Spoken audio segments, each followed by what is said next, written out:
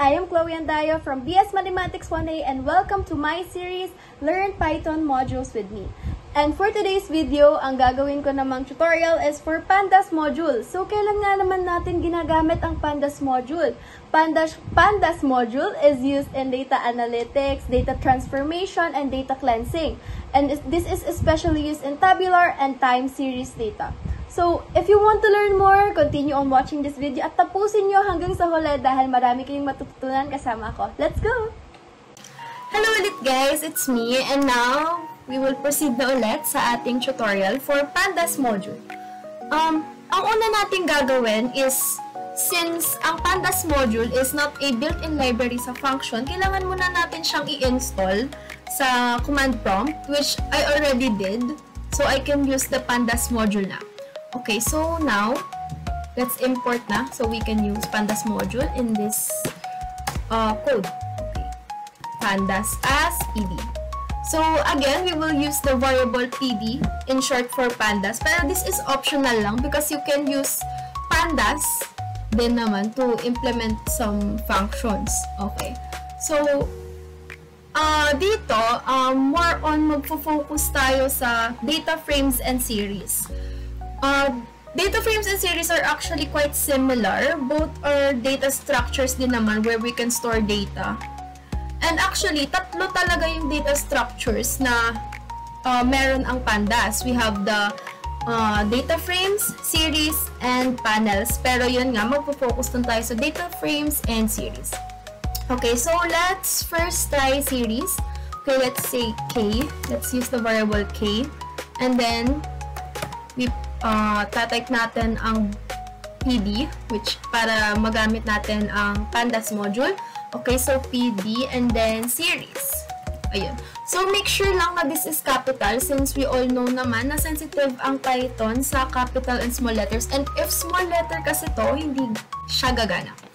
Okay, so let's say pd.series and then we will put datas dito. So, basic lang. 1, 2, 3, 4, 5. Ayan, close. And then, we can now print K.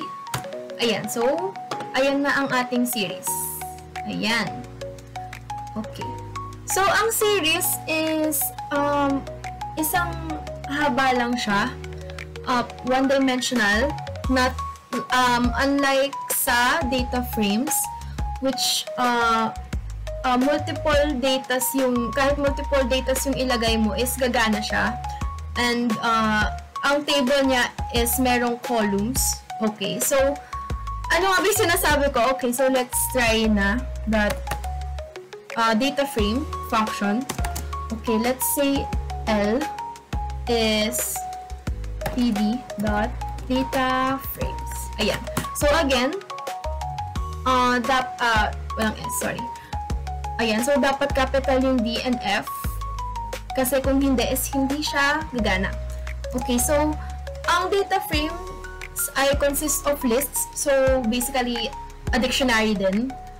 And ayun, since ang inaano natin dito is heterogeneous data. Okay, so let's put parentheses, braces, and yun. Name. So, if maglalagay ng string sa isang list or dictionary, don't forget the quotation marks lagi. Kasi hindi, mag-error siya if walang quotation marks. Okay, so.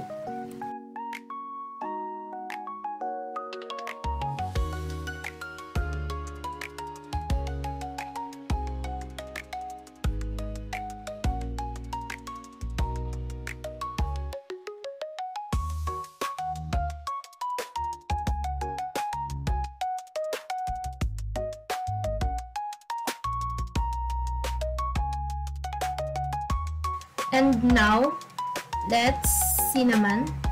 Print natin. Okay, ayan. So, meron na tayong table na merong columns. So, we have the names, course, and then the GWA. Okay, so ayan. So, in other cases kasi na super laki, I mean, hindi naman super, pero like, malaki yung number ng elements mo sa dataset. Like, for example, 50 or more than 100 data. minsan kailangan na nating mag-import ng Excel file or CSV file sa ating module para hindi na tayo sobrang mahirapan. Unlike, di ba, yung nakita nyo na ginawa ko kanina sa data frame na inisa-isa ko talaga per category and per element. And medyo natagalan, medyo nahirapan ako. So, yun, we can do it by importing a CSV or Excel file na lang sa mismong, sa mismong module. So, ayun, let's do it. So, again, import pandas as PD.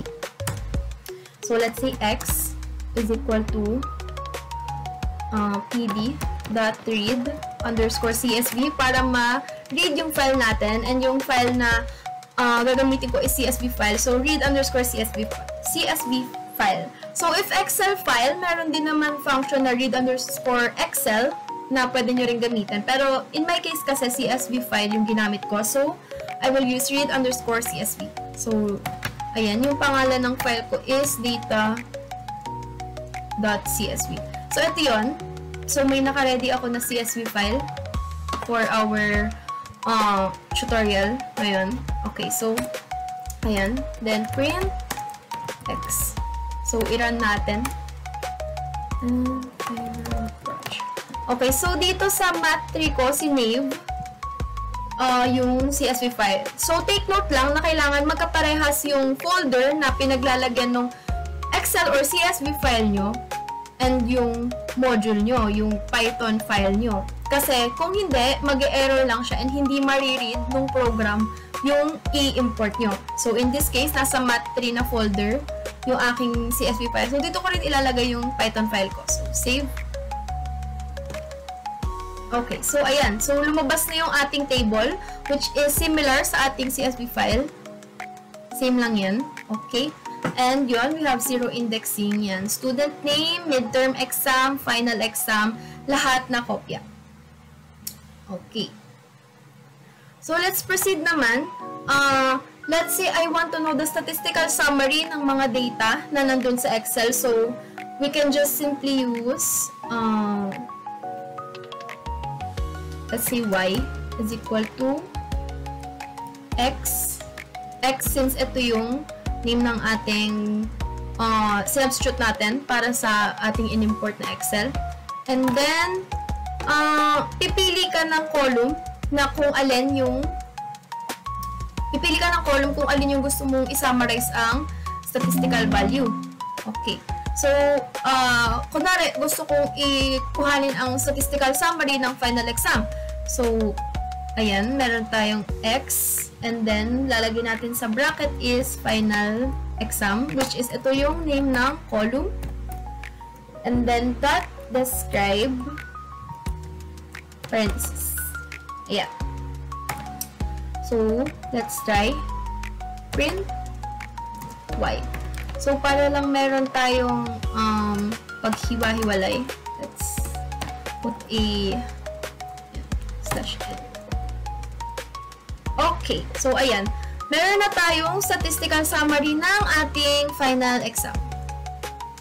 Ganun lang kadali, diba? Grabe, ang pandas na module. So, pag nalaman mo talaga kung ano yung mga function niya and mga pwede niyang gawin or capabilities niya, sobrang madadalian ka sa mga gusto mong gawin na program. Okay, so let's try naman na i-arrange yung ating data in order. Okay, so let's say z is equal to data.sort underscore values. Okay, so, yan, parentheses ang gagamitin natin. So, let's see. Pipili ka ulit ng column kung saan mo i-base yung arrangement mo. So, I guess, dito naman tayo, i-try natin na i-arrange siya in descending order based on the midterm exam. Okay, so, sort. And then, kung ano yung name ng column natin, which is midterm exam. And then, ascending. Gusto ko ay descending order. So, ascending is equal to false. Okay. So, bakit ascending yung ginamit ko and descending yung gusto kong gawin? Actually, ascending lang talaga yung nagana na function dito. and you will just state kung true siya or false. So, kung ilagay ko dito is true, yung data ko is magiging in ascending order. Pero ang nilagay ko is false, so yung data ko is magiging descending order. Okay, so, again, maglagay lang tayo ng continuer. Para lang hindi masakit sa mata. Okay. And then, let's print Z. Okay. Okay.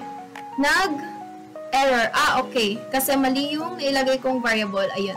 So, be worry sa mga ilalagay niyong variable. I put data, pero dapat X since X yung variable na ginamit ko para sa substitution ng dataset na yon. Okay, so let's run it again. Okay, ayan, tumama na siya. So, ayan, again, we have the table for the datas, and then we have the statistical summary for the final exam. And now, dito, naka-arrange na yung students in descending order based on their midterm exam. Ayan. So, yan. Kita nyo siya?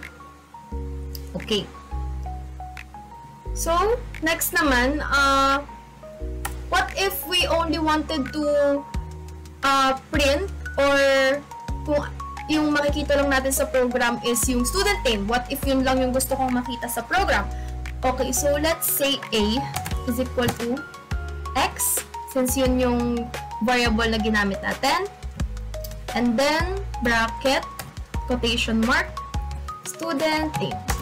Student name kasi ito lang yung column na gusto ko na makita. So, yun. Print. Okay, maglagay ulit tayo ng continuation na para hindi sakit sa mata. Okay. Ayan. Okay, ayan. So, as you can see, yung student name lang yung nakita. Wala yung midterm exam grades and yung final exam grades. Okay. So, let's say, ang gusto ko naman makita is student name and yung final exam lang. So, it will be double bracket na since dalawa yung variables. Student name, gusto ko makita yung final exam grades. Again, double bracket and yun. Let's see. Ayan. So, ngayon, student name and final exam na yung nakikita natin. Okay. What if ang gusto ko lang na makita sa program ko is yung 6 students lang? So, we can use indexing. Okay, so let's say B is equal to X 0 since base 0 and then 6 students lang yung gusto kong makita. So, range 7 since alam naman natin na ang Python is base 0 so we need to add 1. Kung kunwari gusto natin makita ay 6 students lang, we should add 1 sa n which is 6. So, magiging 7 siya. Since ito ay 0 base index. Okay, so print B. Run. Ayan. So, as you can see, 7 students lang. 7 students yung lumabas. Ayan. So, from 0 to 6. To student number 6. Since 0 indexing siya. Okay. So, I think yun lang naman yung ituturo ko sa inyo ngayon about the Pandas module. So, as I said earlier nga, we will only be discussing the data structures lang.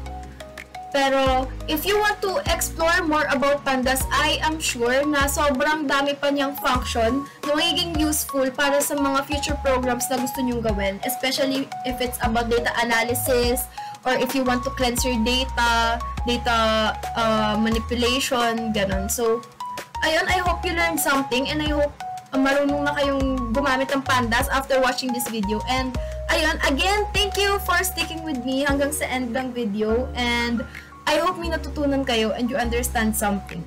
So, yun, again, remember, kaya niyan, BS Math kayo eh.